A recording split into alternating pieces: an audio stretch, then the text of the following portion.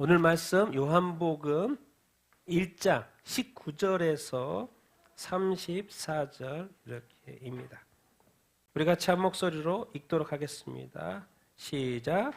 유대인들이 예루살렘에서 제사장들과 레위인들을 요한에게 보내어 내가 누구냐 물을 때에 요한의 증언이 이러하니라. 요한이 드러내어 말하고 숨기지 아니하니 드러내어 하는 말이 나는 그리스도가 아니라 한데 또 묻되 그러면 누구냐 내가 엘리야냐 이르되 나는 아니라 또 묻되 내가 그 선지자냐 대답하되 아니라 또 말하되 누구냐 우리를 보낸 이들에게 대답하게 하라. 너는 내게 대하여 무엇이라 하느냐 이르되 나는 선지자 이사야의 말과 같이 주의 길을 곧게 하라고 광야에서 외치는 자의 소리로라 하니라. 그들은 바리새인들이 보낸 자라.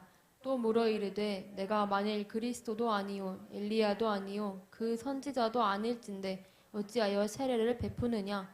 요한이 대답하되 나는 물로 세례를 베풀거니와 너희 가운데 너희가 알지 못하는 한 사람이 섰으니 곧 내 뒤에 오시는 그이라. 나는 그의 신발끈을 풀기도 감당하지 못하겠노라 하더라. 이 일은 요한이 세례 베풀던 곳 요단강 건너편 베다니에서 일어난 일이니라. 이튿날 요한이 예수께서 자기에게 나아오심을 보고 이르되 보라 세상 죄를 지고 가는 하나님의 어린 양이로다.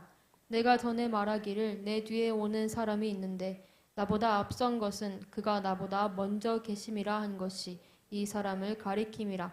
나도 그를 알지 못하였으나 내가 와서 물로 세례를 베푸는 것은 그를 이스라엘에 나타내려 함이라 하니라. 요한이 또 증언하여 이르되 내가 보매 성령이 비둘기같이 하늘로부터 내려와서 그의 위에 머물렀더라.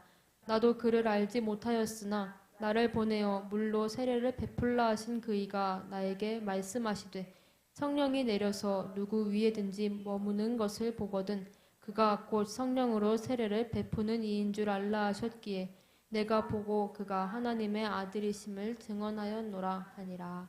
아멘. 자, 오늘 설교 제목을 같이 한 목소리 읽어보겠습니다. 시작. 세상 죄를 지고 가는 하나님의 어린 양. 세상 죄를 위하여서 그 당시 하나님이 제물로 어린 양을 바치는 그런 내용 이렇게 있죠. 그 당시에 성전 제사로서 어린 양을 사람들이 자기 죄를 위하여 바쳤는데 이제 오늘 예수님은 하나님이 바친 어린 양 그런 내용 이렇게 있죠. 여러분 좋은 글이 있어서 이렇게 나누기를 원하는데 같이 한번 읽어보겠습니다. 시작. 당신이 존재하는 이유는 단 하나, 하나님이 당신을 지으셨기 때문이다. 당신에게 특별한 은사가 있는 이유는 단 하나, 하나님이 그것을 당신에게 주셨기 때문이다. 하나님과 함께할 때 당신은 귀중하고 특별하다. 하나님과 함께하지 않을 때 당신은 아무것도 아니다. 하나님 없이 살고자 한다면 당신이 창조된 목적을 포기하는 것이다. 참 맞는 말이죠.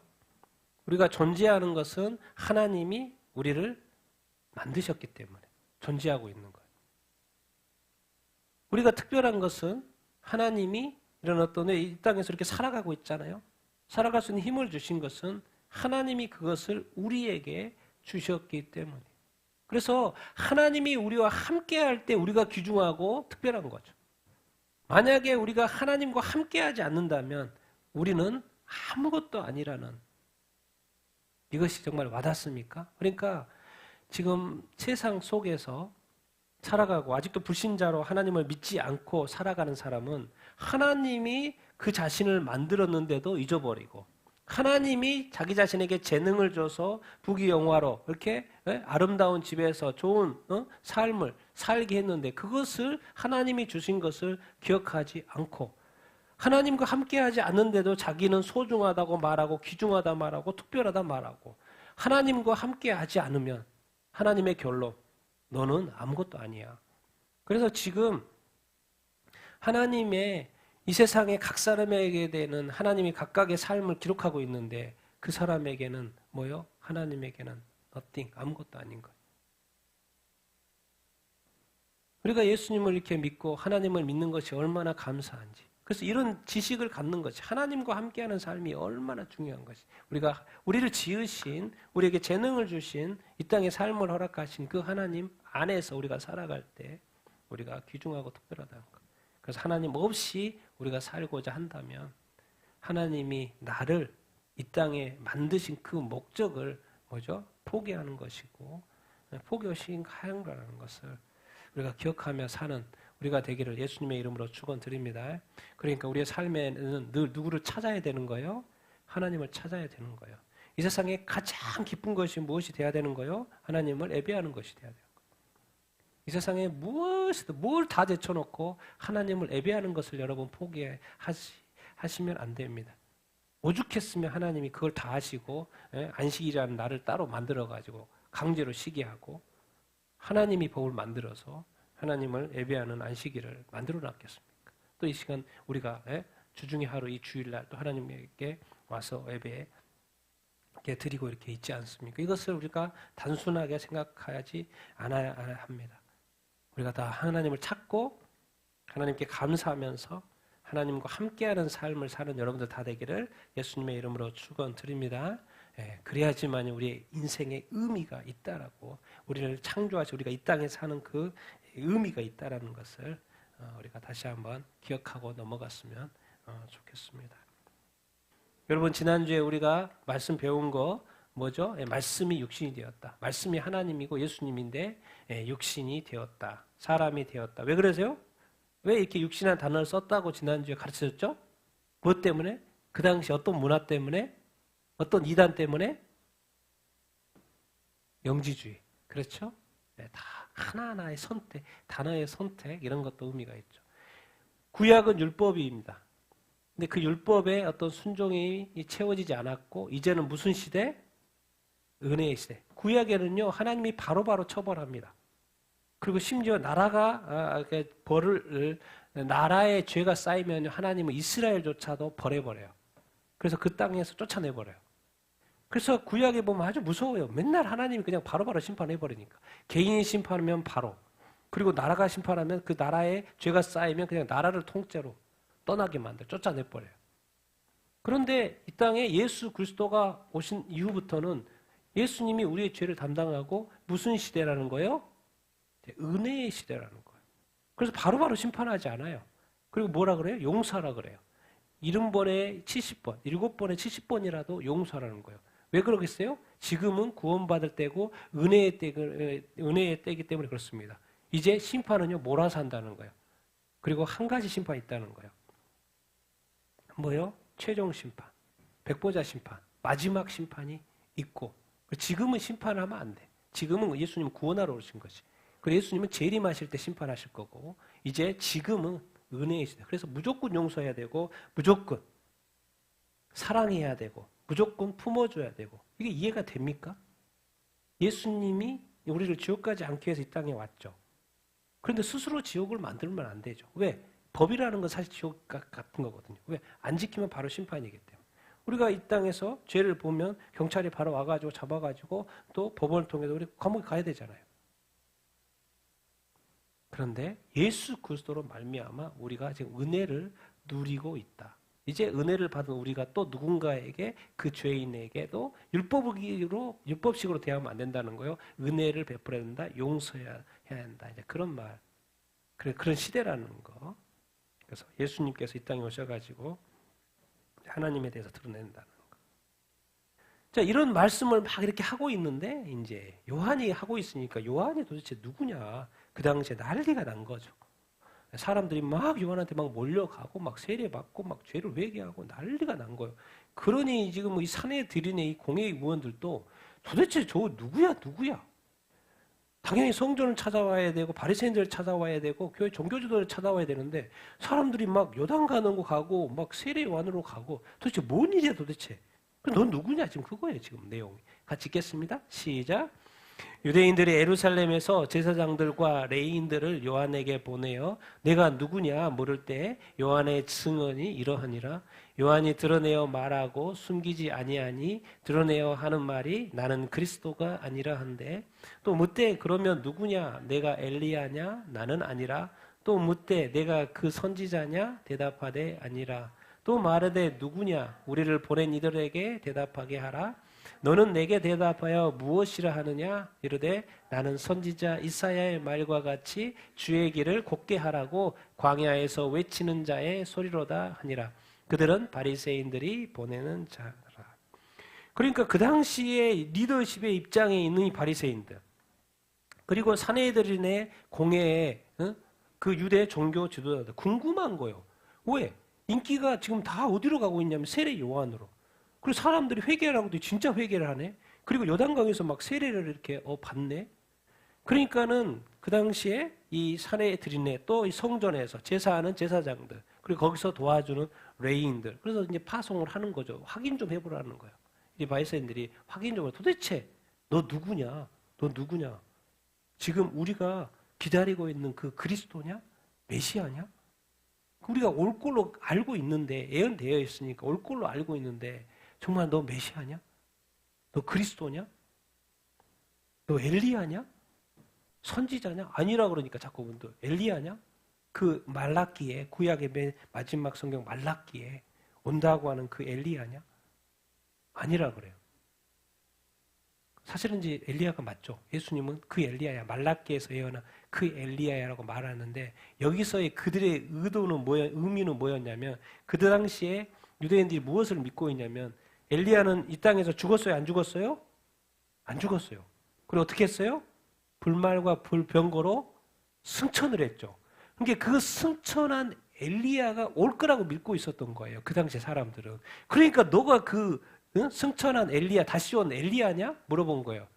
근데 나중에는 이제 예수님이 말한 건 말라기 예언의 엘리야라고 말하는 것이고, 근데 이들이 지금 질문하는 그 엘리야는 그 승천해서 다시 올 그 엘리야 맞냐? 그러니까 이제 아니라고 한 거고. 그리고 모세가 예언을 했어요. 모세와 같은 엄청난 위대한 선지자가 올 거라고.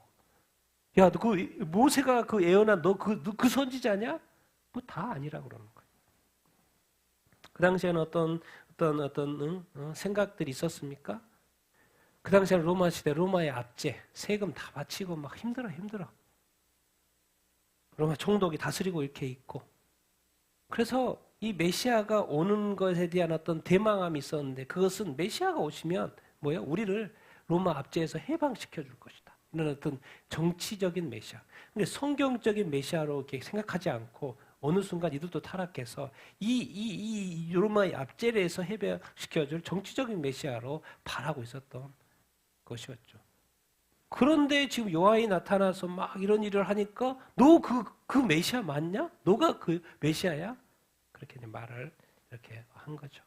그런데 요한은 이제 설명을 하죠. 나는 이사야 선지자, 700년 전에 예언했던 그 이사야, 여러분 다 아시지 않습니까? 그 뭐라고 했습니까? 이사야 40장 3절에 주의 길을 곧게 하라고 광야에서 외치는 자의 소리. 그런 예언이 있는데, 내가 그 엘리야도 아니고 뭐죠? 그 선지자도 아니고 모세 그 선지자도 아니고, 나는 그냥 그 광야에서 외치는 자의 거의 소리에 딴 거 없고, 누구의 길을 곧게 하라고?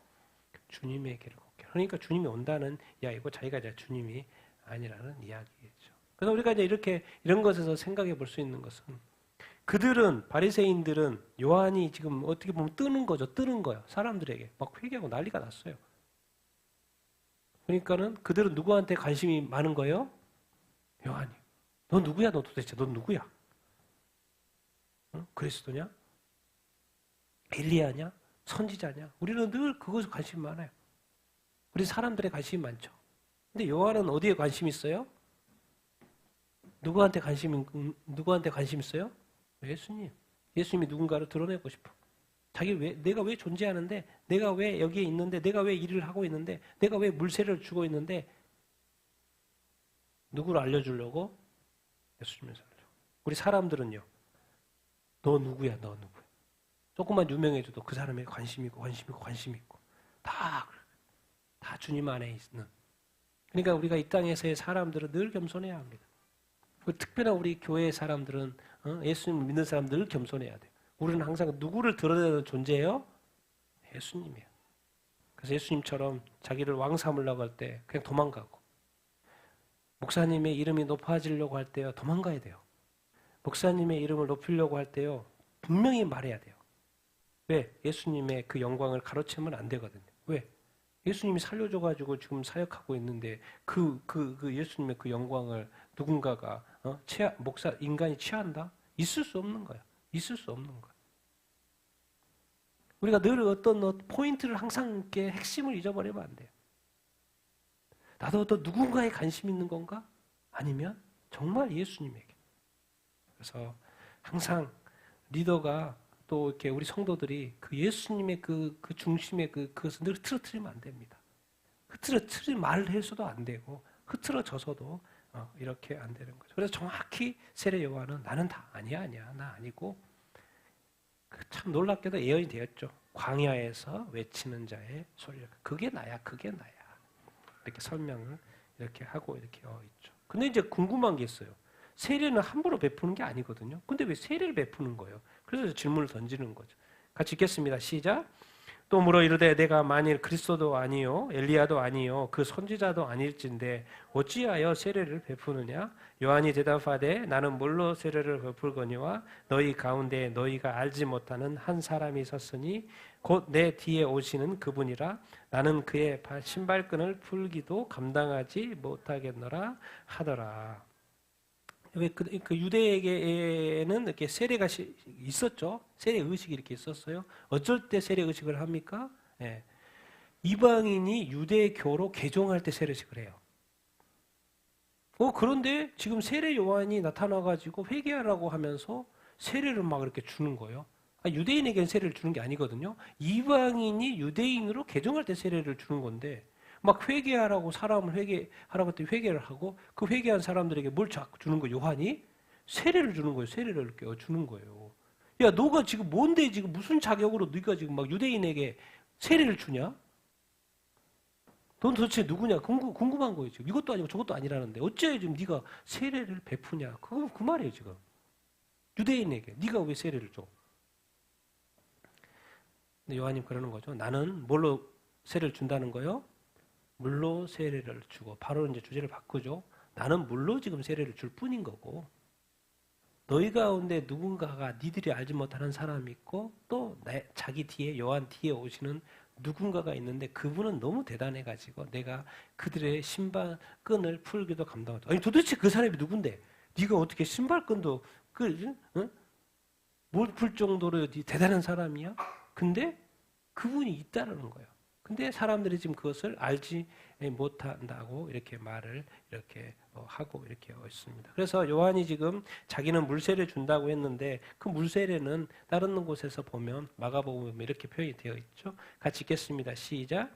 세례 요한이 광야에 이르러 죄사함을 받게 하는 회개의 세례를 전파하니 온 유대 지방과 예루살렘 사람이 다 나아가 자기의 죄를 자복하고 요단강에서 그에게 세례를 받더라. 그러니까 지금 요한이 물세례라고 이렇게 하는 표현은 뭐였냐면 세례 요한은 뭐죠? 무엇을 하는 세례였다는 거요? 죄사함. 회개하라. 하나님의 나라가 천국이 가까이 왔다. 그러니까는 막 사람들이 회개를 하는 거예요. 그러니까 막 회개를 하고 죄사함을 받는 뭐를 받는 거요? 세례. 여기서 이제 사실 이제 우리는 장르가 많아서 번역을 세례로 해놨지만 사실 베프티즘 왜? 요단강에서 하고 있잖아요. 지금 요단강에서 물에 들어갔다 나오는 세례, 침례를 전파하니 그래서 막 여기저기 유대에서 예루살렘에서 다 나가가지고 회개라는 거 뭐예요? 뭘 자복하는 거요? 자기 죄. 그러니까 우리 자신들이 어떤 자기가 죄가 뭔가를 인식하는 게 아주 중요합니다. 근데 어떤 그리스도인들은 성도들은 자기가 죄를 지었는데 그것이 죄인지 전혀 인식하지 못하는 거예요. 그러니까 인식하지 못하니까 뭘 안 해요? 자복을 하지 않아요. 자복을 하지 않는다는 거 뭐예요? 뭘 하지 않는다는 거예요? 회개를 하지 않는 거예요. 그건 뭔 말입니까? 그 죄가 그 안에서 계속 쌓이고 있다, 안 쌓이고 있다? 쌓이고 있다고. 그렇게 하시면 돼요. 그러면 죄를 지었는데 회개도 안 했으면 그럼 죄는 사라지나? 아니요. 나중에 반드시 하나님이 그것에 대해서 처벌하실 것입니다. 그러니까 빨리빨리 우리 안에 죄가 있으면 자복만 하면 되니까 회개만 하면 되니까 살펴야 돼요.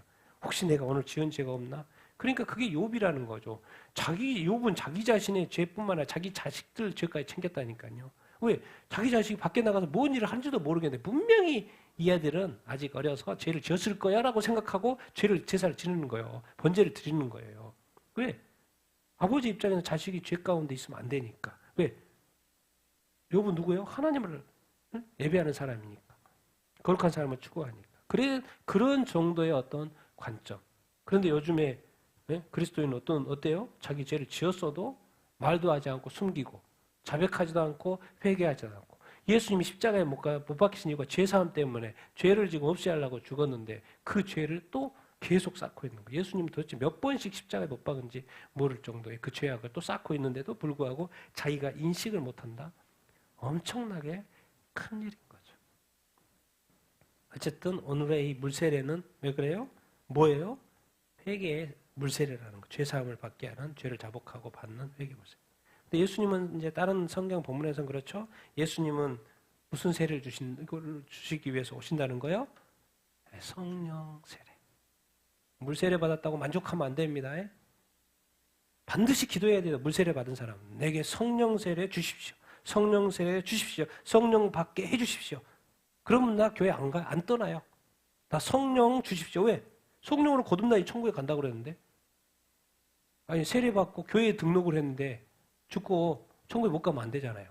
교회에 등록한 게 천국에 등록한 게 아니에요. 여러분의 생명책에 기록되기 위해서는 예수님을 믿고 또 성령으로 뭐 해야 된다? 거듭나야 된다. 그래서 이제 여기는 이제 그 앞에 그 마태, 마가, 누가 공간 복음에서 성령 세례를 많이 이야기했기 때문에 여기서는 물 세례 정도로 이렇게 넘어가죠. 그러면서 이제 예수님, 이제 그토록 기다렸던 예수님이 세례 요한에게 나아옵니다. 같이 읽겠습니다. 시작. 이튿날 요한이 예수께서 자기에게 나아오심을 보고 이르되 보라 세상 죄를 지고 가는 하나님의 어린 양이로다. 그냥 이튿날 다음 날 세례 요한이 딱 보니까 지금 자기가 세례를 주고 있는데 요단강에서 세례를 주고 있는데 한 사람이 딱 나오는데 딱 느껴지는 거예요.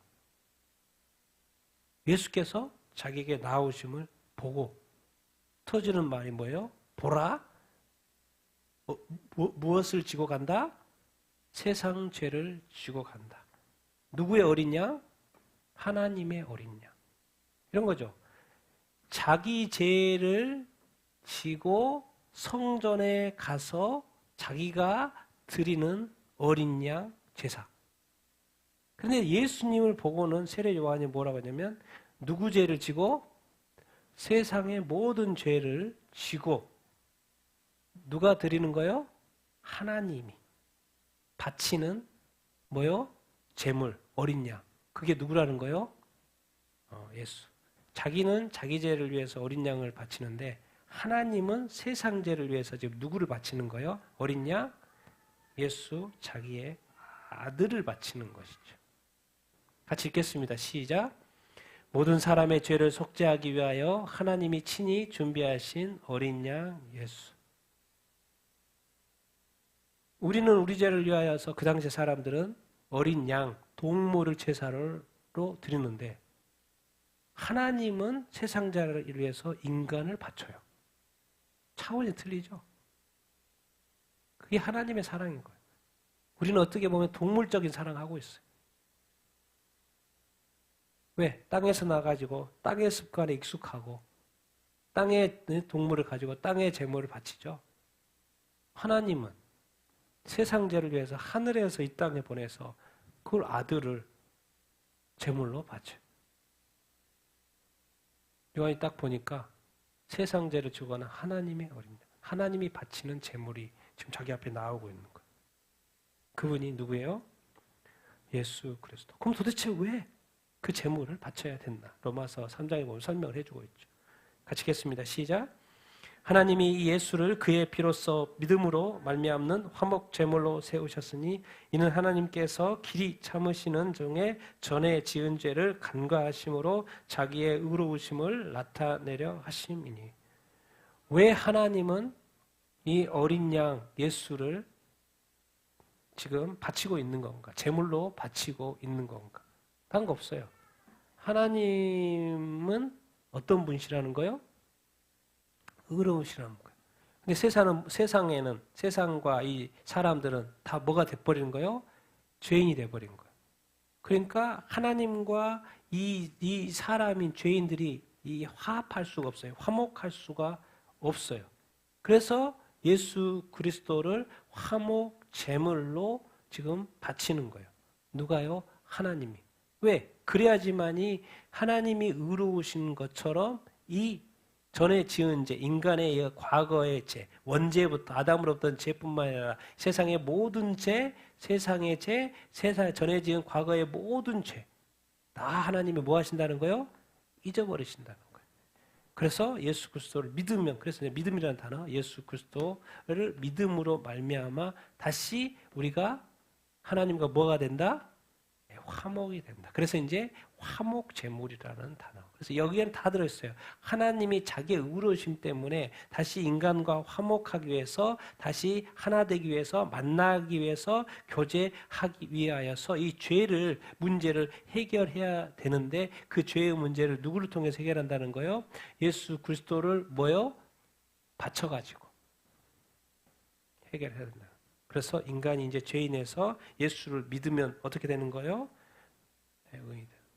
여러분, 하나님의 입장에서 사실 이제 피눈물 나는 이야기죠. 독생자 알아 있는데 사람들을 밑에서 동물 바치고 있는데 하나님은 지금 누구를 바치는 거예요? 하나밖에 없는 자기 자식을 바치는 거예요. 우리는 그냥 성경책을 읽고 하나님의 사랑 뭔가 이렇게 하고 있지만 하나님은 사실 예수 그리스도를 바치는 것은 피눈물이죠. 피눈물. 도대체 왜? 뭐 때문에 그래요? 뭐 때문에? 세상에 죄. 이걸 누가 심은 거예요? 마귀가 심은 거죠. 이것 때문에 사실 이렇게 돼버린 거예요. 같이 읽겠습니다. 시작. 그런데 뱀은 여호와 하나님이 지으신 들짐승 중에 가장 강교하니라. 내가 선을 행하면 어찌 낯을 들지 못하겠느냐? 선을 행하지 아니하면 죄가 문에 엎드려 있느니라. 죄가 너를 원하나 너는 죄를 다스릴지니라. 가인이 여호와께 아뢰되 내 죄벌이 지기가 너무 무거우니라. 여호와께서 사람의 죄악이 세상에 가득함과 그의 마음으로 생각하는 모든 계획이 항상 악할 뿐임을 보시고 소돔 사람은 아멘. 그래요. 창세기 1장, 2장, 3장에 딱 들어가니까 뱀이 등장해요. 이 뱀 누군데? 그래서 요한계시록 끝에 다 가르쳐주죠. 미리부터 가르쳐주죠. 왜 끝에 가르쳐줘? 끝에 가르쳐줘요. 옛뱀. 창세기에 나오는 옛뱀. 그게 누구라고요? 마귀, 사탄. 온 천하를 뭐하는 자? 미혹한 자. 마귀가 사탄이고 자기가 존재하고 자기 일만 하고 내가 내 삶을 사는 것처럼 마귀도 자기 살면 되는데 이상하게 마귀는 자기 삶을 살지 않아. 다 항상 우리한테 와. 그래 우리를 자꾸 뭐해요? 미혹해요. 건들면 각자 살면 되는데 니는 네 삶 살아. 나는 내 삶 살게. 이렇게만 해도 오케이. 그런데 자꾸 절대를 나를 가만히 놔두지 않아. 항상 찾아와. 괜찮냐고 찾아온다니까요. 좀 잘 살면은 또 찾아와. 도대체 왜 찾아오는데? 뭐 하려고요? 헬라어 뜻이 우리가 지금 가고 있는 길이 옳은 길이에요. 이 길을 뭐 하려고? 잃게 하려고. 미혹하려고. 미혹하는 것은 타락시키는 거예요. 원어사경에 미혹하고 타락시키려고. 또 뭐 하려고? 다 같은 의미. 속이려고. 마귀는 원래 자체가 자기 삶을 사는데 자기 삶을 살지 않는다니까요. 항상 마귀의 모든 관심은 누구의 삶에 관심 있어요? 내 삶에 관심 있어요. 여러분 알아야 돼요. 나만 내 삶에 관심 있는 거 아니에요. 나보다도 나에게 더 관심 있는 존재가 있다니까요. 첫 번째는 하나님, 두 번째는 누구요? 마귀요. 미혹하려고. 그래서 하나님은 이제 아담에게 첫 번째 아담 또 아들을 낳았죠. 가인에게 말하는 거예요. 네가 선을 행하지 아니하면 죄가 집에 엎드려져 있다. 이 말은 아주 중요합니다. 여러분 애우고 적용해야 돼 나에게. 죄가 너를 뭐한다? 원한다는 거. 마귀가 너를 원해. 죄가 너를 원해. 너는 죄를 뭐해라? 다스려라. 성경의 처음 파트에 나오는 거예요. 아, 이 세상의 역사가 알고 봤더니 마귀가 죄를 통해서 역사하겠구나. 그래서 죄가 원한다는 이 표현을 우리가 빨리 인식을 해야 됩니다. 정말 이렇게 마음은 원으로되 육이 안 되죠. 뭔가 죄가 끊임없이 우리를 원한다는 거예요. 우리를 항상 오십탐탐 노리고 있다라는 거예요. 왜? 죄로 말미암아 우리를 미혹해서 속여서 뭐 하려고? 넘어지게 하려고. 그래서 하나님을 향하여 가는 이 길, 이 복음의 길, 이 구원의 길, 생명의 길을 가는 것을 다시 뭐 하려고? 잃어버리게 하려고. 넘어지게 하려고. 죄가. 그래서 결국 실패했던 걸 보여줘요. 가인 벌 받았죠. 그리고 사람의 죄악이 세상에 가득해서 하나님이 홍수 심판으로 뭐예요? 처벌했죠. 자, 또 도시, 소돔과 고모라 이 도시, 동성애가 가득했어요. 그래서 그 소돔과 고모라 하나님이 하늘에서 불을 내려가지고 심판했죠. 악하고 큰 죄인. 하나님의 입장에서 뭘 보여주냐면 죄가 이 세상에서 역사할 것인데 그 가인에게 역사했던 죄 그리고 이 세상의 사람들 가운데 가득한 그 죄 심판하고 소돔 한 도시를 또 악하고 큰 죄인 돼서 심판하고 그래서 하나님이 가르쳐 준 거예요. 죄가 너를 원하지만 너는 죄를 다스릴 줄 알아야 한다. 죄를 다스리지 못하면 너는 이렇게 망할 것이다. 개인도 망하고 세상도 망하고 도시도 망한다는 거예요. 그것을 성경에서 가르쳐 주고 이렇게 있는 거예요. 그래서 이 땅에 하나님이 세상을 만들었고 인간을 만들었지만 죄가 아담으로 말미암아 이 죄가 아담과 하와로 말미암아 죄가 들어옴으로 말미암아 정확히 말하면 뭐죠? 이 뱀이 사탄 마귀가 누구를 미혹해서 인간을 미혹해서 타락시켜서 이 땅에 죄를 집어 넣은 것이죠. 그래서 하나님이 인간을 타락시킨 것도 아니고 하나님은 인간을 아름답게 지었을 뿐인데 인간이 또 제3자인 마귀에 의해서 타락시켜가지고 죄 가운데 있으면 심판을 하고 말면 되는데 하나님은 자기의 아들 예수 그리스도를 하늘에서 이 땅에 보내서 제물 삼아서 세상 죄를 위하여 하나님이 제물로 바치는 어린 양 아니 하나님 그냥 양을 바치면 되지. 아브라함도 이삭 하나님 바치라고 할 때 아들을 바치려고 했잖아요. 근데 양을 대신했는데 이번에는 뭐요? 하나님은 누구를 바치는 거예요 지금? 실제로 자기 아들 바치는 거예요. 아브라함도 자기 자식을 바치라고 했다가 양으로 바꿔줬는데 하나님은 예수님을 바치지 않고 양으로 바꿔도 되는데 하나님은 실제로 자기 아들을 바치는 거예요. 세상 죄를 지고 가는 하나님이 바치는 어린 양. 알고 봤더니 예수인 거예요. 자기 아들인 거예요. 우리가 그렇게 구원받은 거고요. 이 죄가 그런 거예요. 죄가 그런 거예요. 죄는 반드시 다스려져야 되는 것이고 멀리 해야 되는 것이에요. 그래서 여러분들 죄를 멀리하는 여러분들 다 되기를 예수님의 이름으로 축원드립니다. 그리고 죄를 항상 우리를 원한다는 것을 기억하시고 우리를 늘 넘어지게 한다는 것을 기억하시고 죄가 내 안에서 작동을 한다 그러면 멈추시고요. 빨리 또 회개하는 여러분들 다 되기를 예수님의 이름으로 축원드립니다. 아멘. 반드시 그러셔야 이렇게 합니다. 왜? 이 싸움이 쉽지 않아요. 왜? 죄는 끊임없이 우리를 원할 거기 때문에. 그러니까 우리는 죄를 뭐 하는 쪽으로 가야 돼요? 다스리는 쪽으로 이렇게 가야 하는 것이죠. 그런데 안타까운 것은 이 땅에 예수 그리스도를 통하여 이 땅에 하나님이 어린 양 예수 그리스도를 십자가에 못 박아가지고 이제 구원의 길을 열었어요. 그래서 이제 복음이 전해졌어요. 그런데 요즘 교회에 죄가 가득해요. 그것을 이제 폴 로쇼 목사님이 현대 교회를 향한 10가지 기소장에 10가지 죄 이런 거를 하고 설명을 하고 있어요. 그쵸? 그 내용이요. 교회인데 교회한테 말하는 거 현대 교회. 지금 우리한테 말하는 거요. 누구에 대해서 잘 몰라요? 교회는 다니는데 하나님에 대해서 몰라. 예수 그리스도의 복음에 대해서 잘 이해를 못하. 오히려 근데 비성경적인 복음은 좋아해. 소청하고 듣기를 좋아해. 그리고 성경의 어떤 충분성에 대해서도 잘 몰라. 그리고 뭐에 대해서도 몰라요? 이 교회의 본질에 대해서도 모르는 거예요. 도대체 교회가 건물이 아니잖아요. 교회는 누군가요? 사람인 거죠. 사람 보고 사람 사랑하라는 거예요. 사람 보고 서로 용서하라는 거예요. 근데 천주교가 실패한 게 뭐예요? 건물을 그냥 아직까지 짓고 있어요. 몇백 년 지나도 짓고 있어요. 아름답게 지었어요. 근데 지금 어떻게 됐어요? 텅텅 비었어요. 그리고 어떻게 돼요? 술집이 되고 모스크가 되고. 도대체 교회의 본질이 뭔데? 교회는 사람인 거죠. 믿는 사람인 거예요. 사람을 키워야 되고, 사람을 사랑해야 되고, 사람을 세워줘야 되고, 사람을 보호해줘야 되고, 사람이 하나님을 온전히 믿도록 도와줘야 되고, 그런 거예요. 그런 거. 그래서 예수 믿지 않으면 사람을 전도해줘. 그런데 요즘의 교회의 특징, 사람들이 죄를 지으면 그것을 뭐 해줘야 돼요? 치리해줘야 되고, 지적해줘야 돼요. 요즘에는 동성애 하나님이 죄라 그래도 아니요, 오세요.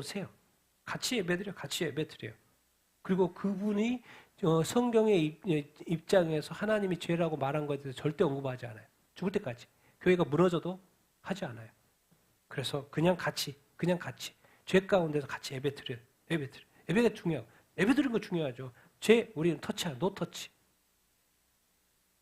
그러니까 지금 요즘의 현대 교회 예배는요, 교회의 죄에 대해서 전혀 말하지 않기 때문에 당연히 죄를 지적하자니까 회개가 필요 없죠. 그러니까 죄가 가득한 사람들이 이렇게 앉아가지고 예배를 드리는 거예요. 그리고 더 이상 교회가 이 선악간의 권징을 하지 않아요. 요즘엔 세상이 어떻게 됐어요? 선한 것이 악이 됐고요. 악이 선이 됐어요.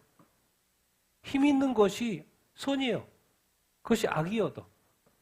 IT 나라 봐봐요. 저기 총 들고 막 나라를 두둑 해버리니까 총 들고 있는 사람이 지배자고 다스리는 거고 막 무슨 짓을 해도 그것이 선이라니까요.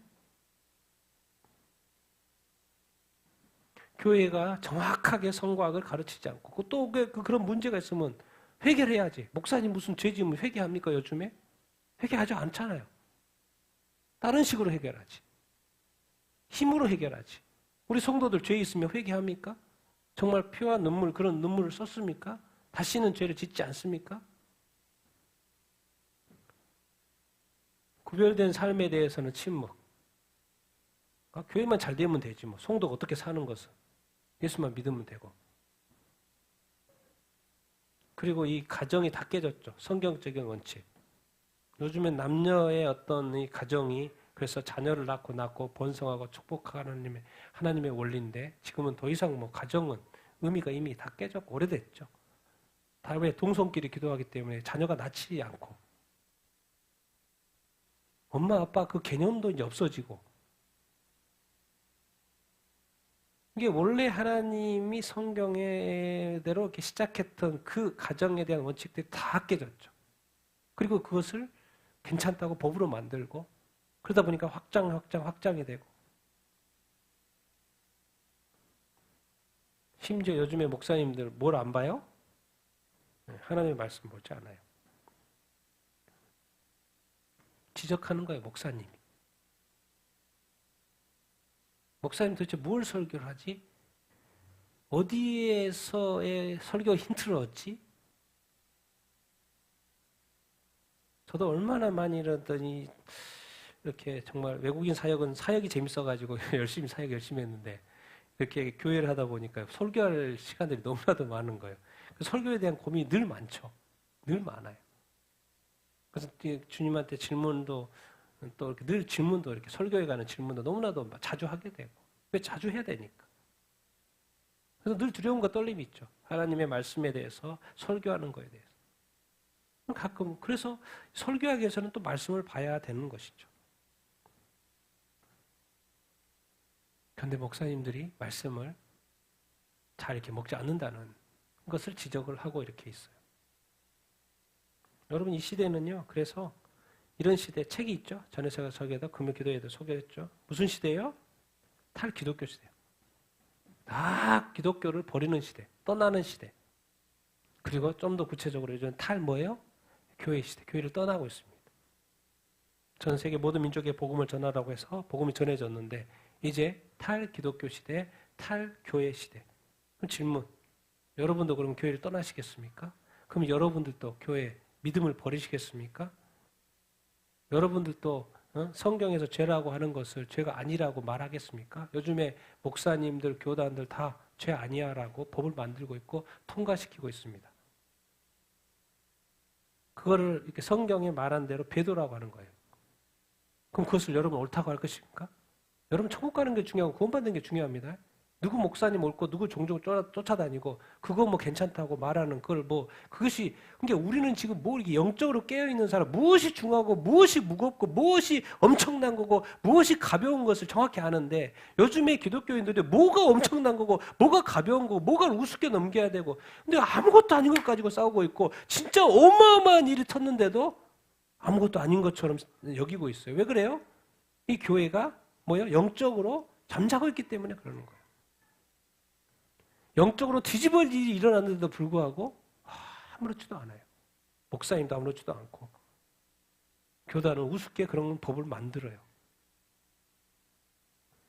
그리고 성경의 말씀대로 그렇게 가고 있는 거죠, 사실. 근데 중요한 건 우리 자신이에요. 당신은, 나는, 우리는 어떻게 할 거냐? 어떤 선택을 할 거냐? 그래서 말하는 거예요. 666 시대가 오고 너의 믿음을 죽음으로 네 목숨으로 테스트할 때가 온다는 거예요. 그렇게 우습게 하나님이 자기의 아들을 십자가에 못 박힌 그 목숨을 담보로 해서 너희를 구원했는데 그 목숨, 네가 그렇게 우습게 하는 여기는 그 신앙에 대해서 네가 마지막에 네 목숨을 가지고 테스트를 한다는 거죠.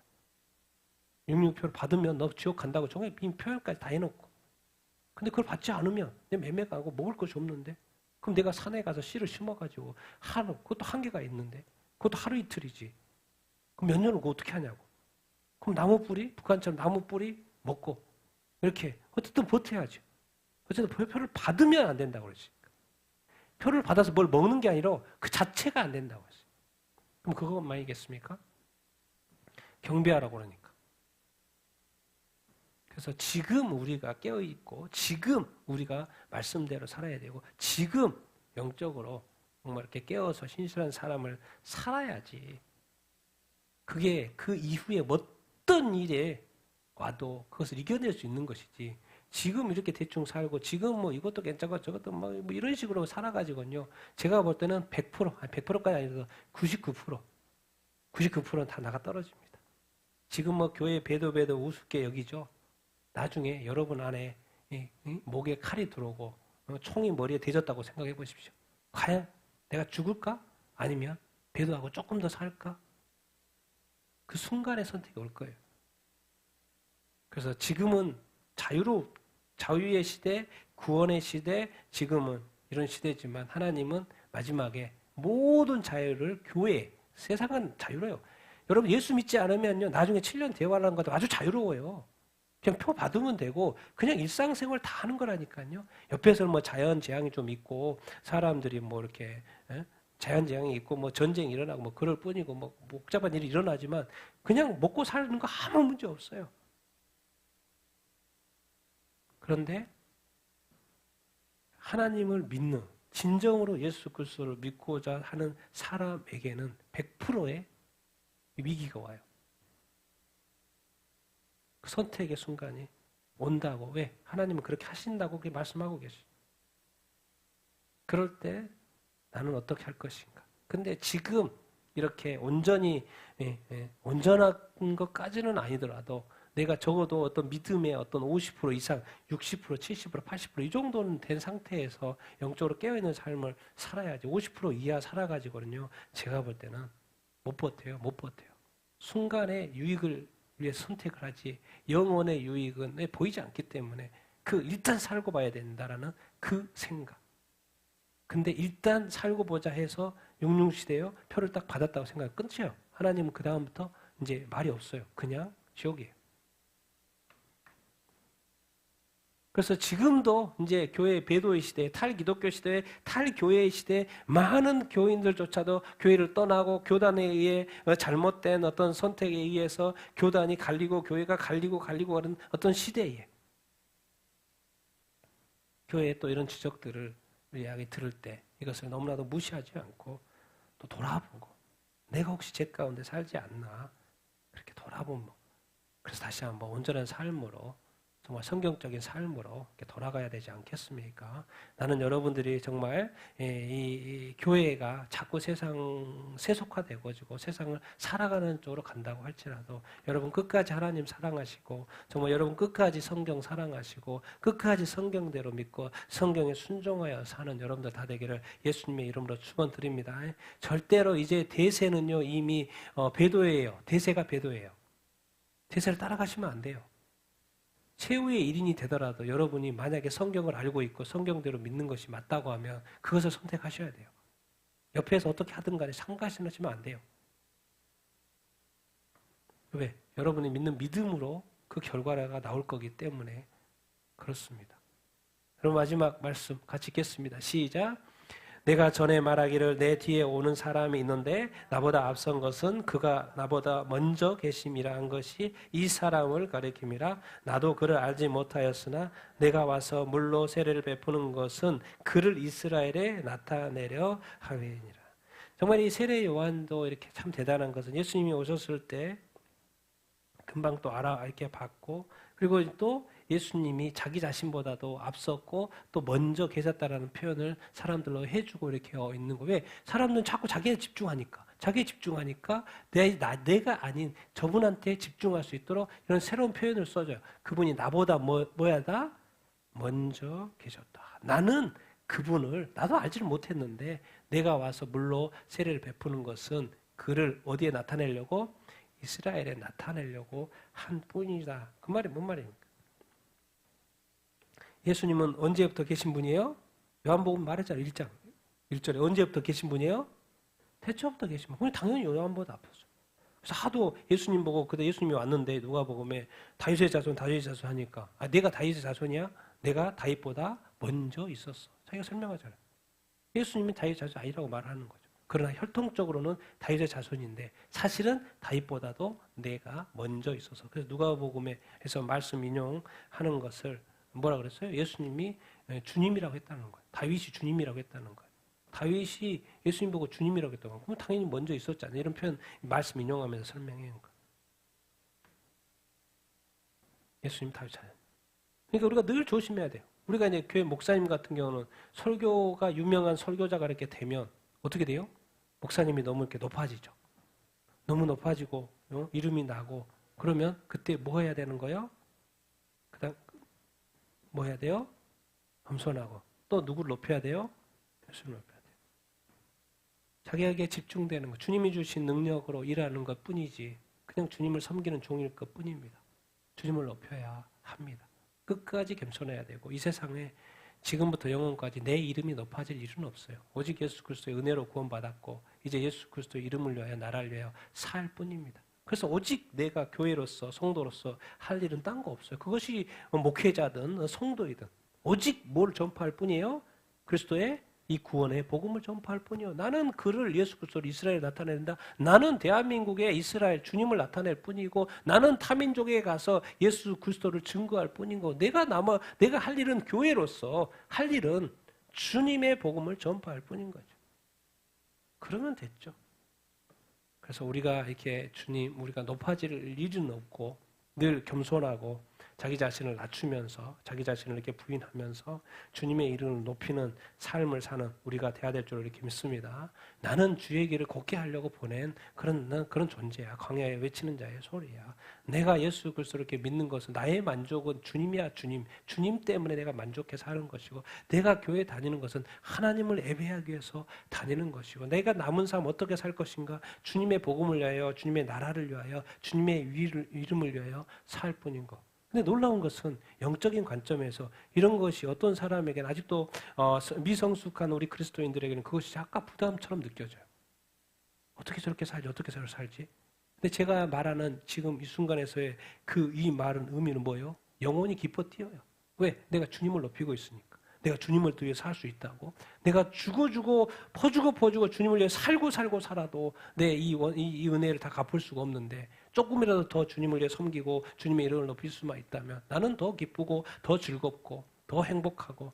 여러분 영적으로 성령의 충만함을 받으라는 게 뭐냐면요. 영적으로 성령의 충만함은요. 우리가 해도 뭔가 자꾸 육은 소진되지만 영은 뭐예요? 더 풍성해진다니까요. 더. 인간의 그 한계 때문에 많은 것을 경험하지 못하고 알지 못하지만 신앙생활이 오래되고 믿음이 성장하고 하면요. 왜 성령의 충만함을 받으라고 하는지.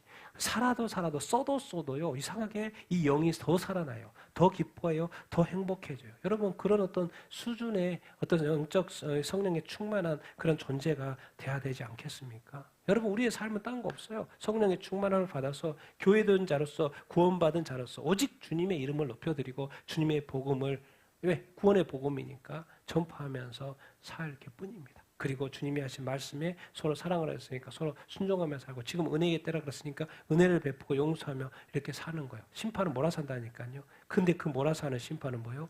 이제 영혼의 심판이에요. 천국과 지옥의 영벌, 영생의 심판. 그걸로 때리는 것이고 이제는 뭐예요? 지금 우리는 그건 주님이 때릴 거고 지금 우리는 주님이 십자가에 못 박아 죽은 구원을 누리는 것이고 구원을 전파하면서 사는 우리가 돼야 될 줄 이렇게 믿습니다. 그래서 여러분 구원의 그 은혜를 좀 더 누리시게 되기를 바라고요. 다시 한번 더 구원의 감격을 좀 회복하시게 되기를 바라고 더 예배를 좀 회복하시게 되기를 바라고요. 입술에 찬양을 좀 더 넣게 되기를 바라고 입술에 좀 찬양도 하고 또 영혼이 좀 기뻐 뛰는 또 그런 어떤 삶을 살 수 있게 되기를 예수님의 이름으로 축원드립니다. 그래서 여러분들이 어떤 신앙 생활이 이제는 다시 한번 회복이 되어지고 정말 이렇게 즐겁게 되기를 예수님의 이름으로 축원드립니다. 그리고 앞에서 제가 하지 않았지만 이 악을 죄를 이기는 것은 뭐예요? 그것을 자꾸 안 하려고 하는 게 아니에요. 그 반대 급부를 그냥 하면 돼요. 그걸 뭐라 그랬어요? 선행을 하라는 거예요. 선을 좀 많이 베풀라는 거예요. 선행을 많이 하라는 거예요. 사랑의 고백 좀 많이 하시고 또 뭐요? 더 위로도 많이 하시고 칭찬도 더 많이 일부러 더 많이 하라는 거예요. 그렇게 하면 죄가 들어올 틈이 점점 줄어든다는 거예요. 아무것도 안 하고 죄를 안 하려고 하니까 언제든지 오는데 그것을 방어하는 것 자체가 바로 공격인 거예요. 공격. 수비만 해가지고는요. 죄를 안 지으려고만 해가지고는요. 죄 지을 확률이 훨씬 많아요. 오히려 선행을 하고 또 선으로 공격을 하라는 거예요. 그러면 더 공격을 더 받게 된다. 그래서 선행을 행하지 않으면 죄가 문 앞에 엎드러진다, 엎드려 있다. 그렇게 이제 가인에게 말하는 거 이렇게 아니겠습니까? 그래서 이기는 방법도 알고 또 이기는 삶을 살아야 되지 않겠습니까? 그렇게 죄를 이기고 사는 여러분들 다 되게 선으로 죄를 이기는 삶을 사는 여러분 다 되기를 예수님의 이름으로 축원드립니다.